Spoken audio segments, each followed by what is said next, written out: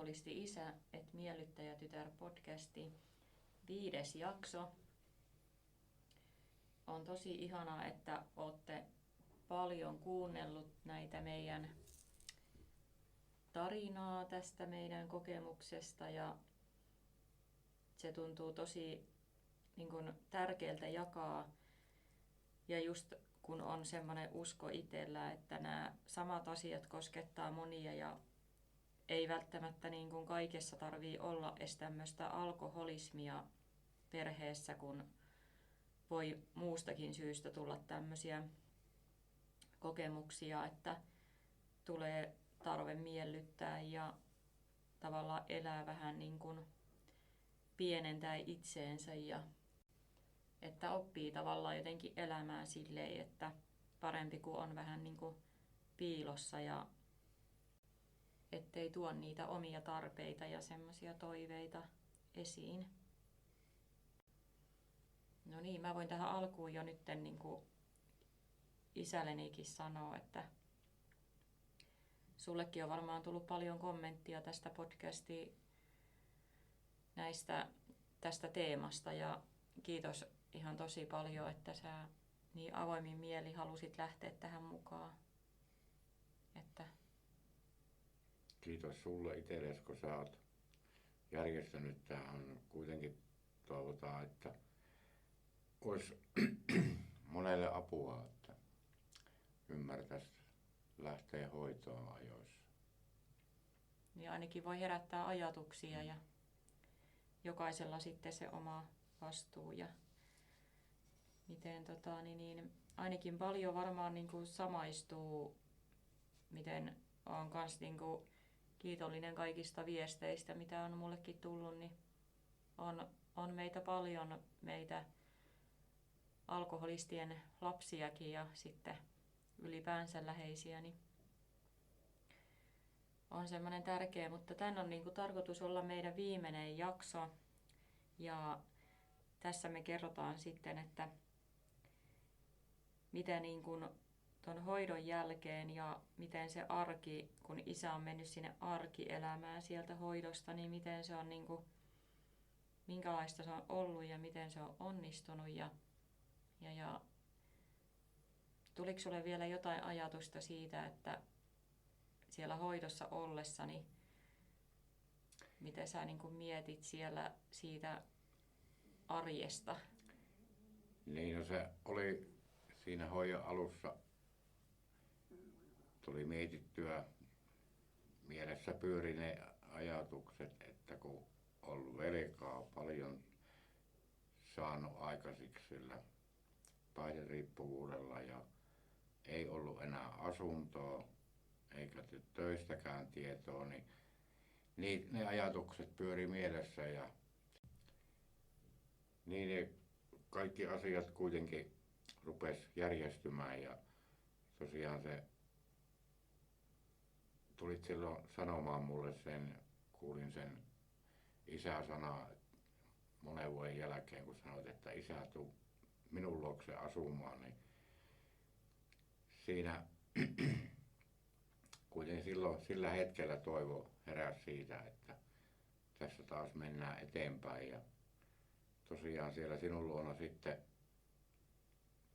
sä sanoit, kun mä olin kuullut siellä hoidossa siitä kokemusasiantuntijakoulutuksesta, niin sä sanoit mulle, että kato netistä.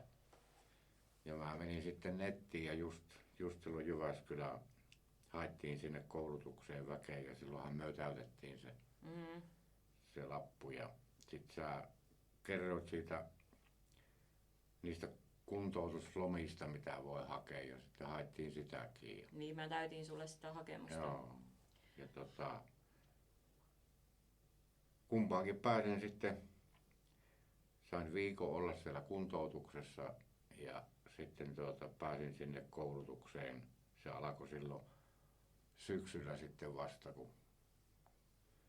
mutta se oli hyvä kokemus sillä mielellä, että se toipuminen, varmaan auttoi sitä toipumistakin siellä. Ja ehkä siellä tuli ensimmäisen kerran mulle sitten, kun siellä sairaalassa kuitenkin tehtiin niitä hommiakin, niin tuli se mieleen, että voisi niinku hakea koulutukseen vielä, että kuitenkin halusi vielä tehdä työtä.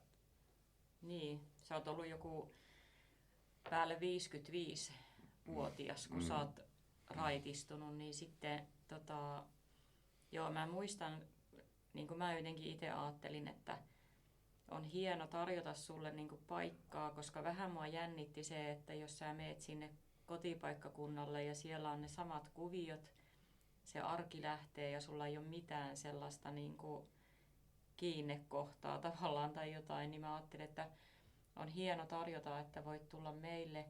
Ethän sä ollut kuin joitain viikkoja, mutta en ihan tarkkaan muista.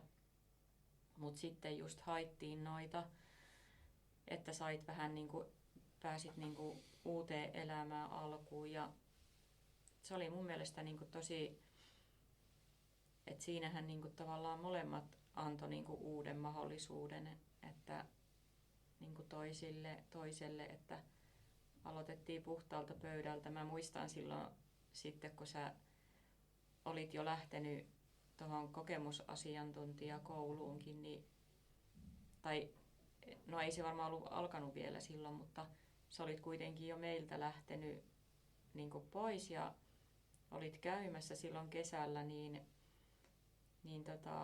pojalla oli jotain pyöräremonttijuttuja ja sä ehdotit sitten, että mitä jos pappa vie tämän pyörän ja laittaa sen mieluisaksi ja tuon ensi viikon keskiviikkona tämän takaisin, niin kyllähän se, pojallehan se oli ok ja hän ilahtui siitä ja minä mietin mielessäni, että no niin, että no noinkohan saa poika pyöräänsä, että ei varmaan tule ensi viikolla, että ei tavallaan niinku, se oli semmoinen niinku, että vaikka halusi uskoa, että nyt isä on niinku raitistunut ja uusi elämä hänellä, niin kyllä se oli semmoinen, niinku, se luottamus oli semmoinen, että se oli niinku kuitenkin isän ansaittava teoin.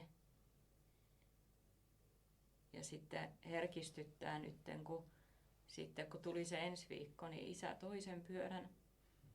Että ne on ollut tosi semmoisia tärkeitä etappeja tavallaan, että isäkin on niillä osoittanut sen, että hän on muuttunut ja häneen voi luottaa. Niin se on kuitenkin niin monen vuoden se läheisillä on se sairastuminen, että läheisillehän pitää antaa aikaa toipua. Se on selvä asia, että ei se tapahdu hetkessä pienillä nöyrällä käytöksellä ja teollahan se sitten saa sen luottamuksen takaisin. Teitkö sä sitten noita kokemusasiantuntijajuttuja, niin miten sä niitä sitten niinku? No silloin sen jälkeen mä kävin muutaman niitä luentoja tästä päihderiippuvuudesta pitämässä, mutta sitten kun mä läksin sinne, kun tuli sitten se tosiaan se vahvempi mieli, että pyrin sinne kouluun, lähihoitajakouluun, niin sitten niin kun alkoi se koulu, niin sitten vähän ne jäi siinä vähemmälle. Niin, mutta onhan siitä ollut hyötyä tavallaan. Kuitenkin siitä oli paljon hyötyä siitä.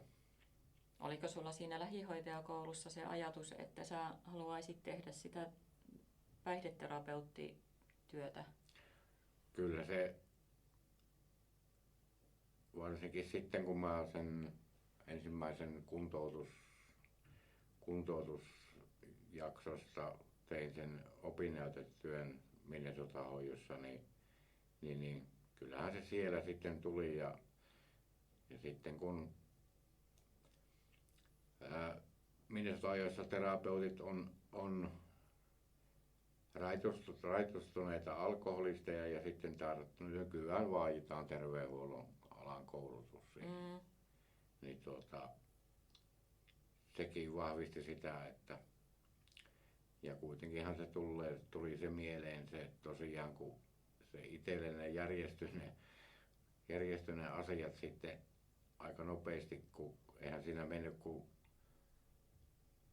kun mä läksin sitten sinne omalle paikkakunnalle ja ystävän luona asuin, niin vähän aikaa, niin olisiko siinä ollut 1,5 kuukautta, kun mä sain sitten oma asunnon ja töitä ennen kuin läksin opiskelemaan. Mä olin 5 vuotta töissä ja sitten läksin opiskelemaan silloin 16. tammikuussa.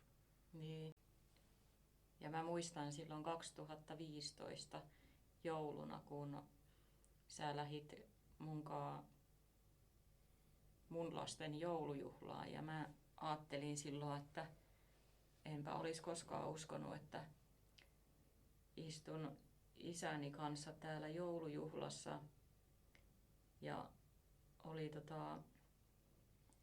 niin, että lapset oli menettänyt sen oman isän ja sitten mä sain niin kuin sinut papaan sinne mukaan joulujuhlaan ja sulla oli vielä silloin vähän silleen niin kuin ulkoisesti niin kuin näytit ehkä niin kuin alkoholistilta tai jotenkin, en mä tiedä. Ja mulle tuli niin kuin, mä jotenkin ajattelin, että mitähän muuta ajatteleekohan ne, että sä oot niin kuin juovuksissa. Mutta sitten keskitty vaan siihen, niin kuin mitä niin kuin itse oli saanut ja että se oli se oli kyllä kanssa semmoinen hieno juttu elämässä. Niin ja kyllähän se itsellekin just tämmöiset, kun saatiin olla yhdessä ja se tunne, että kuuluu taas yhteen sillä että sai olla niissä joulujuhlissa ja muutenkin tekemisissä, niin kyllähän se antoi paljon sitä toivoa, että elämä tosiaan jatkuu. Ja sitten just, että olihan sulla mennyt niin kuin se sun omien lasten tavallaan ne lapsuusjutut väliin, niin sit sä pääsit kuitenkin jossain matkassa niin kuin pappana mukaan ja olit tavallaan sitten mullekin apuna.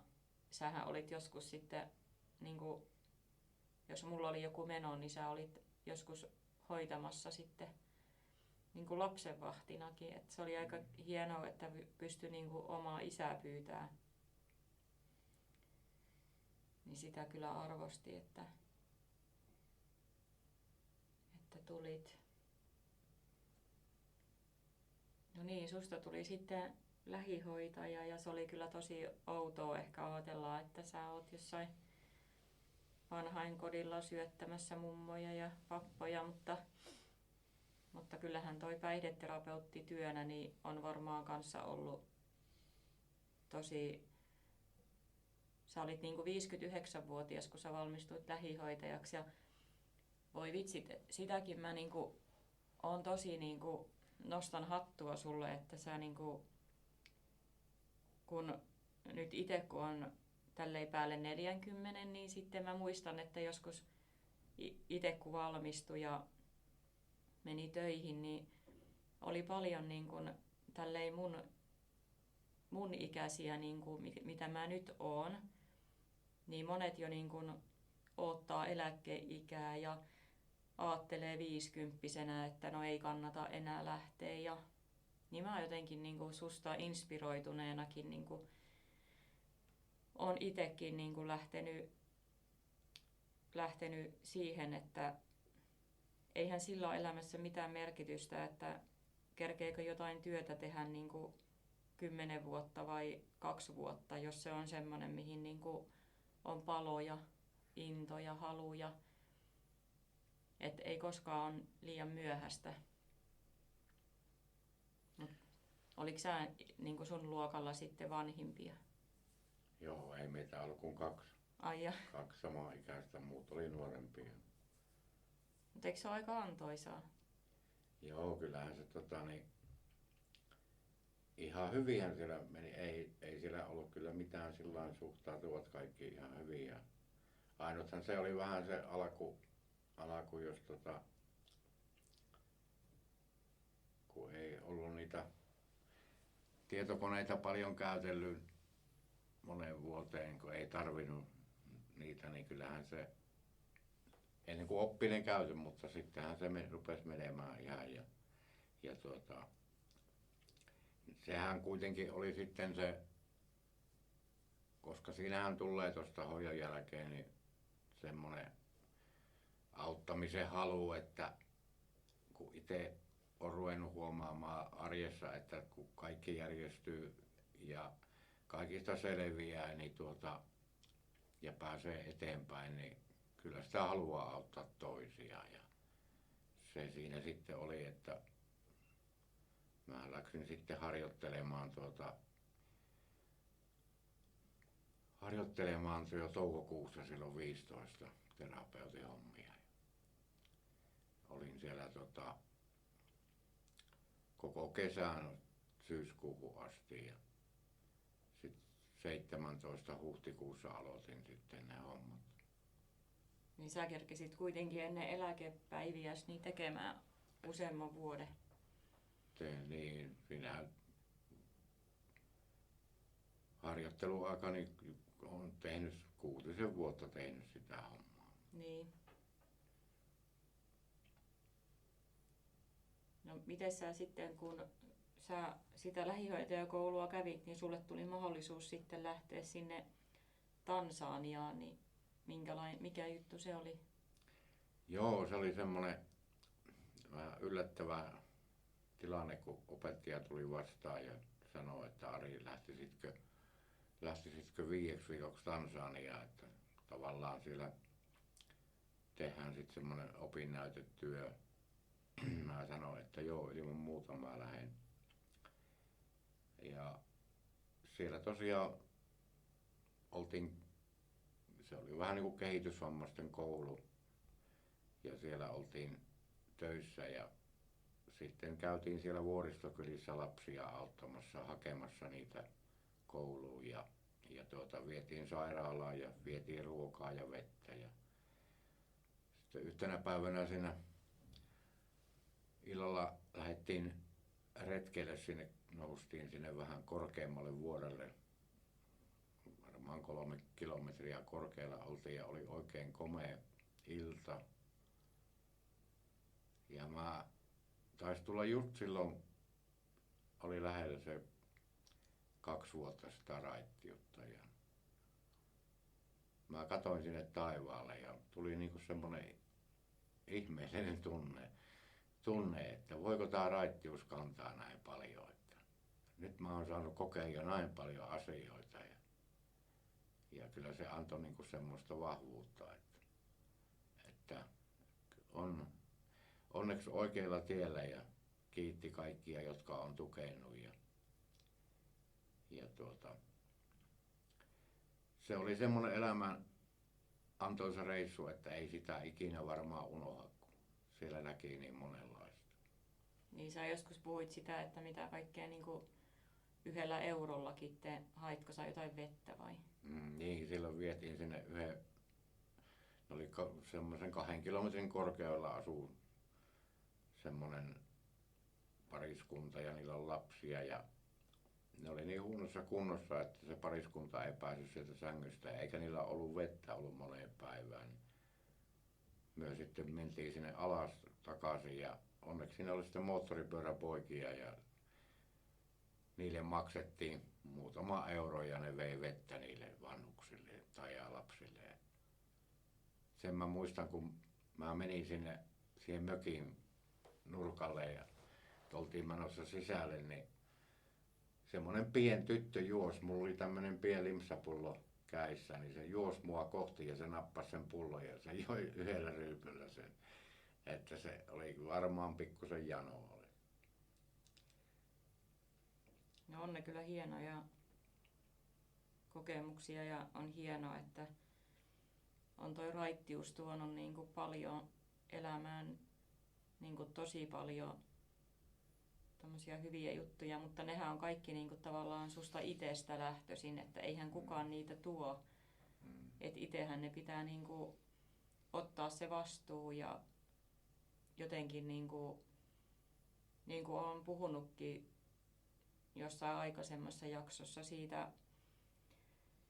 siitä, että miten se rehellisyys tässä elämässäni on jotenkin se, että niin kuin tähän sun raitistumiseenkin niin, ja kaikkeen, niin kuin, että saa luotua semmoisen elämän, missä on hyvä olla ja, niin ja kestää ne kaikki paremmin semmoiset vastoinkäymiset ja haasteet, niin on alkaa siitä rehellisyydestä itselleen ja itseään kohtaan, että eikä se ole mikään helppo laji, kun olla rehellinen itselleen, koska paljon helpompi on keksiä niitä tekosyitä tai vierittää vastuuta ulkopuolelle. Mitkä asiat, isä, sulle oli nyt niin kaikista tärkeimpiä tässä raitistumisen matkalla, niin varmaan se sun hoitoon lähtö. Tai tavallaan se, että sä olit niin siellä omassa pohjalla. Ja sitten se hoitoon lähtö ja mitä sä sit pidät siinä tärkeänä? Niin sit kun perushoidosta lähtee sitä arkea viettämään, niin tärkeintä ykkösasiaksi on pantava se jatkohoidossa käynti. Että se joka viikko on se jatkohoitoryhmä ja siellä kun käy, niin kyllä he huomasivat, että koska siellä puhutaan ne asiat avoimesti ja rehellisesti, miten se viikko on mennyt, niin siellä saa sitä voimaa ja toivoo, että se raittius etenee. Niin mä muistan, että sä kävit silloin meiltäkin niinä viikkoina, kun olit siinä meillä, niin joo, kävit niissä ja sittenhän sä itse vedit vähän aikaa sitä ryhmää. Joo, sitten loppukuukaudet vein sitä ryhmää jo ja se on tärkeää, että sieltä ei tosiaan ole pois. Se on tärkeää käydä. No miten sitten, oliko sun tärkeä niin kuin palata kuitenkin sinne, niin kuin, sinne sun arkeen, missä oli myös ne sun, miltä se tuntui tavata niitä juovia ystäviä? Yrittikö sua kukaan tavallaan niin kuin saada sinne vanhaa? Se oli aika yllättävää, kun menin juttelemaan sitten, niin kyllä useimmat löi hartioille ja sanoi, että olet tehnyt hienon työn. Ja muutamat sanoi, että kyllähän minunkin pitäisi lähteä hoitoon, mutta en ole vielä saanut voimia. Ainut oli yksi semmoinen kaveri, joka kysyi sitten, että minkälainen se Minneen sotahoito on. Ja sitten mä kerroin sitä vähän ja sitten sanoin, että no luuletko sä olevas parempi ihminen nyt? Mä sanoin, että kyllä mä oon parempi itselleni, niin ei mun tarvinnut muuta kertoa. Mutta muuten niin ei kukaan tullut mitenkään houkuttelemaan tai muuta, että kaikki suhtautui hyvin. Kyllähän sitä vähän itse mietti silloin, että miten ne. Mutta kun ei se nyt paljon vaikuttanut, mitään ei olisi sanonut, koska sitä oli kuitenkin huomannut sen, että minkälainen oli ollut elämä ja minkälaiseen elämään on taas pääsemässä kiinni. Niin. Ja varmaan just se, että kun on niinku itse tehnyt sitä sisäistä työtä, niin ei ollut ei tarvinnut ulkopuolelta sitä semmoista ainoastaan niin hyväksyntää ja kyllä. No, ja varmaan sitten tärkeitä asioita nekin, että saat olla nyt meidän lasten elämässä ja että pidetään yhteyttä, vaikka ei ei nähdä välttämättä ihan hirmu usein, mutta ollaan kuitenkin yhteydessä. Ja Niin, kyllähän se voi sanoa, että tärkeintähän on, kun sai omat lapset takaisin. Ja haluaa ja lapsen lapset kanssa, että haluaa viettää yhteisiä aikoja vielä. Sitten on ollut ihan mukava kävellä välillä kun on tosiaan tuurannut tuolla töissä, niin jotenkin aina muistuu ne asiat mieleen ja ymmärtää, että sitä on vaan ihan oikealla tiellä ja sitten kuitenkin sitä sydämestään yrittää auttaa ihmisiä toipumaan. On kyllä hieno matka oot saanut kulkea. Joo, ja mäkin olen tosi kiitollinen tästä matkasta. Mähän sanoin sulle silloin läheisviikonlopun jälkeenkin, että kiitos, että oot alkoholisti, että sai kokea jotain näin merkityksellistä, että mä jotenkin pitkään mietin, että vaikka ei olisi alkoholismia perheessä, niin olisi niin kuin tosi monelle perheelle hyvä mennä tuommoiseen läheisviikonloppuun, missä asioista puhutaan rehellisesti ja niiden oikeilla nimillä ja kuunnellaan niin kuin, etenkin se, että kuunnellaan mitä toinen sanoo. Että se, niin kuin nyt kun tässä itse on opiskellut tuohon ratkaisukeskeiseksi valmentajaksikin, niin siinä niin kuin itselle on se suurin haaste ja oivallus ollut siihen, että miten tärkeää se on se kuunteleminen. Toisen kuunteleminen, kyllä me kaikki osataan puhua, mutta se kuuntelun taito, niin se on jotain kyllä semmoista, mitä niin kuin tarvii opetella.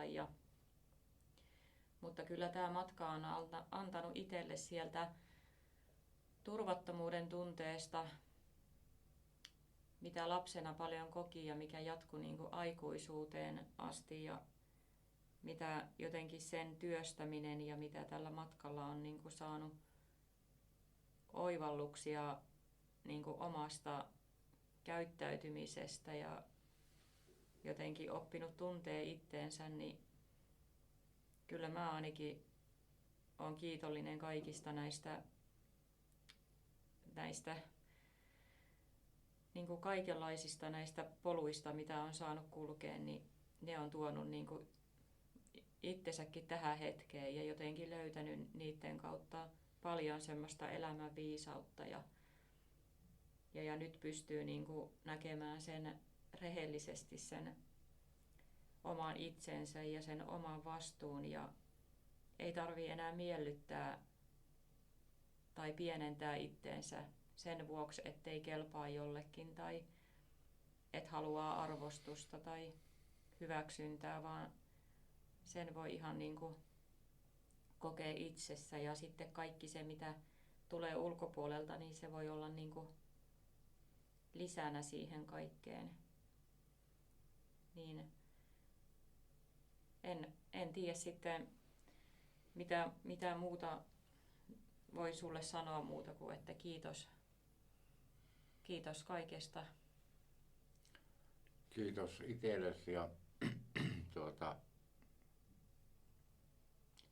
lämmittää kuitenkin mieltä ja sydäntä, että sä oot itse saanut voimia, että oot toipunut noin hyvin tästä elämässä eteenpäin. Kyllä, joo, ja kyllä oot tosi tärkeä nyt, että oot niinku pappana meidän elämässä ja eihän susta tiedä vielä, että mitä sä innostut vielä tekemään. No, se on nyt se, että pysyy terveenä ja näinkin terveenä ja elää päivä kerrallaan. No näinpä. Tämä oli Alkoholisti isä et miellyttäjä tytär podcasti. Totuudellista puhetta ja meidän kokemus siitä, mitä on olla alkoholisti ja alkoholistin tytär.